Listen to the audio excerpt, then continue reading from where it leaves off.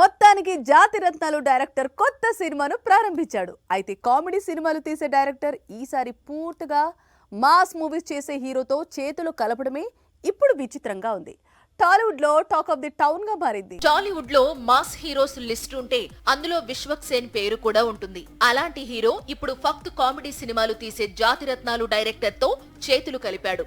అనుదీప్ అంటే ఇప్పటి వరకు తాను రాసుకున్న కామెడీ కథలకు కామెడీ బాగా చేయగల హీరోలతో మూవీస్ తీస్తూ వచ్చిన దర్శకుడు. ఒకసారి నవీన్ పొలిశెట్టి, మరోసారి శివకార్తికేయన్తో మూవీస్ చేశాడు. వీటిల్లో నవీన్ పొలిశెట్టి అండ్ గ్యాంగ్ హంగామాతో జాతిరత్నాలు బ్లాక్ బస్టర్ అయింది. శివకార్తికేయన్తో తీసిన ప్రిన్స్ ఎక్స్పెక్టేషన్స్ ను అందుకోలేకపోయింది. అయితే కామెడీ వర్కౌట్ అయింది. ప్రిన్స్ తర్వాత అనుదీప్ వెంకటేష్ కోసం కథ రాసుకున్నాడు, కానీ వర్కౌట్ కాలేదు.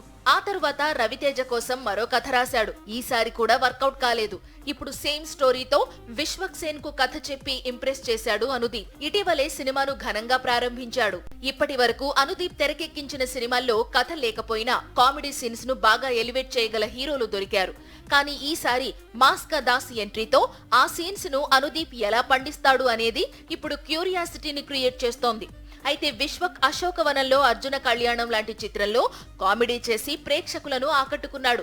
ఈసారి అనుదీప్ హెల్ప్ తో పూర్తి స్థాయి కామెడీ జానర్ లోకి అడుగు పెడుతున్నాడు. ఫంకీగా మెప్పిస్తాను అంటున్నాడు.